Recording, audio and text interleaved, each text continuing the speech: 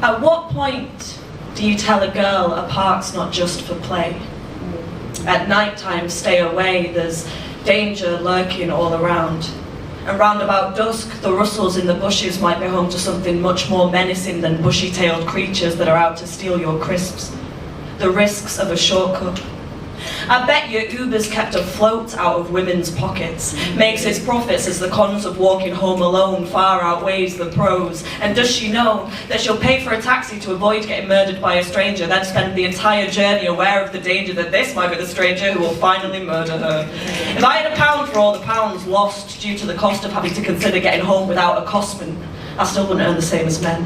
But then again, the system's rigged to constantly remind us our beauty is behind us, and so we must invest in lotions and potions, the extent of the ocean, to maintain a sense of relevance. I'm relatively sure if I'd have saved all the money that promised flatter tummies or younger skin or looking thin or better hair or buying uncomfortable underwear for him, well, I'd be halfway to a mortgage. But more than that, I'd have a sense of power back.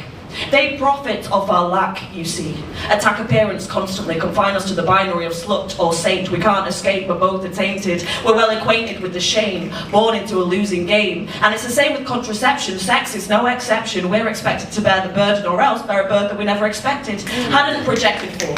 And if we're lucky enough to get the pill for free, the bill will be floated by our bloated bodies. And it can cost us anything from mood swings and low sex drive to blood clots and higher rates of suicidal thoughts and depression. It's given the impression that we accept this as part of the course of womanhood, but it is understood that we would never expect this for a man, and who would trust them anyway.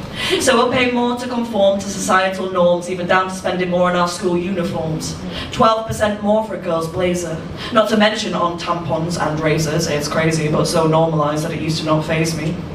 Sometimes I wonder who I'd be if I existed just for me, if my entire existence hadn't consisted of persistently viewing myself through a male's gaze, if the haze lifted and I could wear whatever the fuck I want without consequence. And yet, I'm well aware of the hypocrisy of getting older. I'm well aware that not too far from now, their looks I once despised, I'll begin to crave. It's exposing in their light, but so much colder in their shade. If a woman falls in a forest and there's no man there to save her, can she even say she lived at all? I dread the moment I might feel invisible, where my aging body is less considerable. No wonder people are getting surgery to feel less fucking miserable. Do you know how it feels to hover above yourself? Hyperware, the left foot in the present, the right not really there because it's running away with itself, preparing itself for what could possibly go wrong because it has gone wrong. I'm tired of constant vigilance.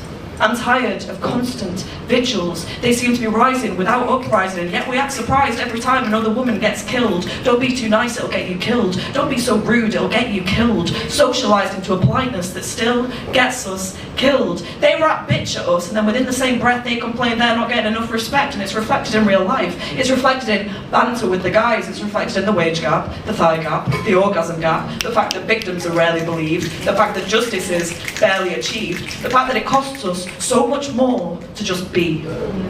So tell me, because I want to hear what you have to say for it. At what point do you tell your girl her life is only worth what she is able to pay for it? Thank you.